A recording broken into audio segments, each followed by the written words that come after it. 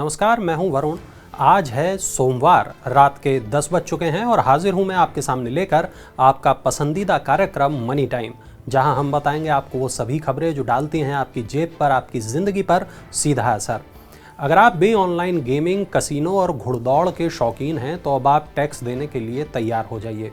GST council की इस हफ्ते होने वाली बैठक में ऑनलाइन गेमिंग, कसिनो, घुड़दौड़ के सकल राजस्व पर 28% जीएसटी लगाने को मंजूरी मिल सकती है।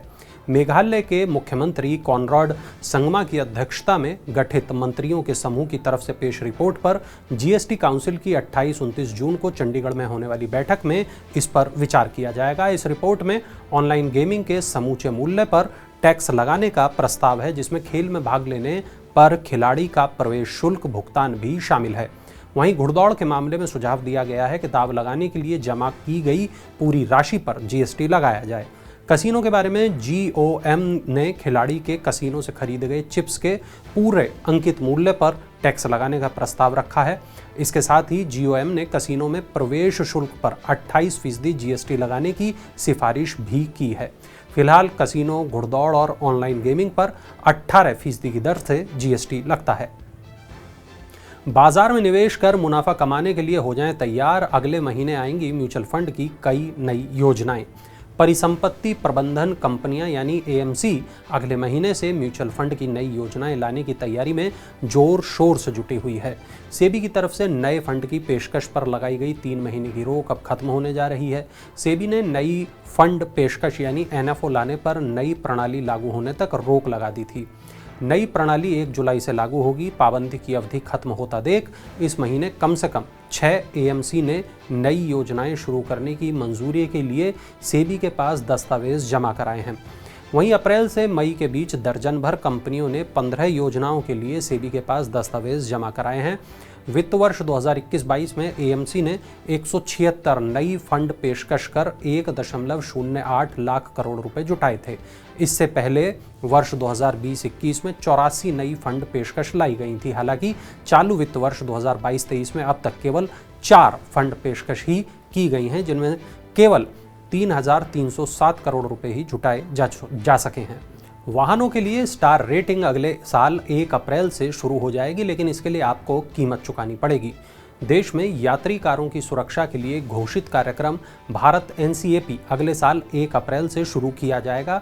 इसके तहत वाहनों को परीक्षणों के आधार पर सुरक्षा मानदंडों के लिहाज से स्टार रेटिंग दी जाएगी। भारत एनसीएपी कार्यक्रम में 8 सीटों तक के यात्री वाहनों को दुर्घटना की दशा में सवारियों के लिए सुरक्षित माने जाने के पैमाने पर परखा जाएगा। भारत एनसीएपी के मानकों को वाहन सुरक्षा संबंधी वैश्विक मानकों के अनुरूप तैयार किया गया है। प्रस्तावित मूल्यांकन के तहत 1 से 5 स्टार तक की रेटिंग वाहन मॉडल को दी जाएगी। इस पर मारुति के चेयरमैन आरसी भार्गव का कहना है कि यदि सरकार वाहनों के लिए स्टार रेटिंग को अनिवार्य बनाती है तो इससे कारों की कीमत में कम से कम 10 से 15 हज़ार रुपये की बढ़ोतरी होगी। सरकार ने वर्ष 2024 तक सड़क दुर्घटनाओं में होने वाली मौतों में 50% की कमी लाने का लक्ष्य रखा है। भारत में गिग वर्कर्स की बढ़ेगी संख्या, नीति आयोग ने की सामाजिक सुरक्षा देने की सिफारिश। नीति आयोग ने गिग वर्कर्स और उनके परिवारों को सामाजिक सुरक्षा जैसे पेड सिक लीव, इंश्योरेंस और पेंशन प्लान के दायरे में लाने की सिफारिश की है। तय अवधि के लिए निश्चित भुगतान पर काम करने वाले कर्मचारियों को गिग वर्कर्स कहा जाता है। इनकी संख्या भारत में वर्ष 2029-30 तक बढ़कर 2 करोड़ 35 लाख होने की उम्मीद है, जबकि 2020-21 में यह संख्या 77 लाख थी। भारत की तेजी से बढ़ती गिग और प्लेटफॉर्म अर्थव्यवस्था शीर्षक वाली रिपोर्ट में कहा गया है कि वर्ष 2029-30 तक गिग कर्मचारियों की संख्या गैर कृषि कार्यबल का 6.7% और भारत में कुल आजीविका का 4.1% होने की उम्मीद है। गिग कर्मचारियों को मोटे तौर पर प्लेटफॉर्म और गैर प्लेटफॉर्म कर्मचारियों में वर्गीकृत किया जाता है। प्लेटफॉर्म कर्मचारियों का काम ऑनलाइन सॉफ्टवेयर ऐप या डिजिटल प्लेटफॉर्म पर आधारित होता है, जबकि गैर प्लेटफॉर्म गिग कर्मचारी आमतौर पर दैनिक वेतन वाले श्रमिक होते हैं जो अल्पकालिक या पूर्णकालिक काम करते हैं। गिग कर्मचारी आमतौर पर लचीली कार्य पद्धति पसंद करते हैं और निम्न से मध्यम स्तर की शिक्षा वाले होते हैं। गिग कार्य के जरिए होने वाली आय उनकी प्राथमिक आय नहीं होती और वो अक्सर साथ में नियमित नौकरी भी कर रहे होते हैं। दिल्ली में सभी कमर्शियल और हाउसिंग प्रॉपर्टी आएंगी टैक्स के दायरे में। दिल्ली के उपराज्यपाल वी.के. सक्सेना ने अधिकारियों से कमर्शियल और रेजिडेंशियल सभी संपत्तियों को टैक्स के दायरे में लाने का निर्देश दिया है। इस कदम का मकसद नगर निगम की आय को बढ़ाना है, जिससे लोगों को बेहतर सेवाएं मिल सकें। उपराज्यपाल ने दिल्ली नगर निगम को 31 जुलाई तक संपत्ति कर जमा एवं भवन योजना से संबंधित सभी सेवाओं को सूचना प्रौद्योगिकी सक्षम बनाने का निर्देश भी दिया है। दिल्ली नगर निगम में 65% संपत्ति मालिकों ने कोई टैक्स नहीं दिया है। अधिकारियों को निर्देश दिया गया है कि शहर की सीमा के भीतर सभी संपत्तियों को कर दायरे में लाया जाए। निगम अपने राजस्व को बढ़ाने और कर आधार को बढ़ाने के लिए हर संभव प्रयास कर रहा है। सोने में आया तेज उछाल, आइए जानते हैं कितनी बढ़ गई हैं अब कीमतें। सोमवार को दिल्ली सर्राफा बाजार में सोने की कीमतों में जोरदार उछाल आया है। सोने की कीमत 302 रुपये बढ़कर 50,822 रुपये प्रति 10 ग्राम हो गई। ये तेजी अंतर्राष्ट्रीय स्तर पर सोने की कीमतों के बढ़ने की वजह से आई है। अमेरिकी मुद्रा डॉलर के कमजोर पड़ने और G7 देशों के रूस से सोने का आयात बंद करने की संभावना से अंतर्राष्ट्रीय बाजार में सोना तेज हुआ है।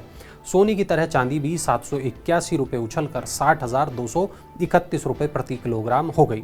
न्यूयॉर्क में सोना $1839 प्रति औंस और चांदी $21.45 प्रति औंस पर कारोबार कर रही थी। देश में कहां फ्लैट बुक कराने वाले घर खरीदार हैं सबसे ज्यादा परेशान, आइए आपको बताते हैं। नोएडा, ग्रेटर नोएडा की हाउसिंग परियोजनाओं में फ्लैट बुक करने वाले घर खरीदार सबसे ज्यादा प्रभावित हैं, जहां 1,18,000 करोड़ रुपए की 1,65,000 से ज्यादा हाउसिंग यूनिट ठप पड़ी हैं। प्रॉपर्टी सलाहकार कंपनी एनारॉक ने अपनी रिसर्च में 7 बड़े संपत्ति बाजारों दिल्ली एनसीआर, मुंबई महानगरीय क्षेत्र, कोलकाता, चेन्नई, बेंगलोर, हैदराबाद और पुणे में 2014 या उससे पहले शुरू की गई आवास परियोजनाओं को शामिल किया है। घर खरीदारों के शीर्ष निकाय forum for people's collective efforts ने कहा कि प्रत्येक परियोजना में देरी के कारणों का पता लगाया जाना चाहिए और समाधान किया जाना चाहिए। निकाय ने ग्राहकों को हो रही परेशानी पर चिंता जताई और डिफॉल्ट करने वाले बिल्डरों के खिलाफ कड़ी कार्रवाई करने की मांग भी की है। दिल्ली में अब व्यापार करने के लिए देना होगा ज्यादा लाइसेंस फीस। नई दिल्ली नगरपालिका परिषद ने वित्त वर्ष 2022-23 के लिए विभिन्न व्यापार लाइसेंस जारी करने एवं उनके नवीनीकरण के शुल्क में 9,800 रुपये तक की बढ़ोतरी कर दी है। होटल और अतिथि गृह व्यापार लाइसेंस शुल्क में भी वृद्धि की गई है।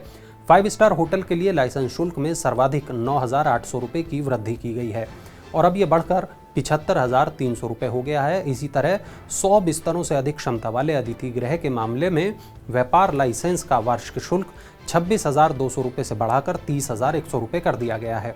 नई दिल्ली क्षेत्र के नगर निकाय ने मांस, मछली एवं अंडे के कारोबार का लाइसेंस शुल्क भी 1,300 रुपये से बढ़ाकर 1,500 रुपये कर दिया है। व्यापार लाइसेंस शुल्क की बढ़ी हुई दरें पिछली 1 अप्रैल की तारीख से ही लागू मानी जाएंगी। महिंद्रा ने लॉन्च की नई स्कॉर्पियो, जानिए इसकी बुकिंग कब से होगी। महिंद्रा एंड महिंद्रा की सबसे लोकप्रिय एसयूवी स्कॉर्पियो का अपडेटेड वर्जन स्कॉर्पियो एन आज लॉन्च कर दिया गया। कंपनी ने all new 2022 Mahindra Scorpio N को big daddy of SUV nickname दिया है। स्कॉर्पियो एन में 2 टर्बोचार्ज्ड इंजन विकल्प मिलेंगे। ये पेट्रोल और डीजल इंजन होंगे। इसकी बुकिंग 30 जुलाई से शुरू होगी और डिलीवरी फेस्टिव सीजन में शुरू होगी।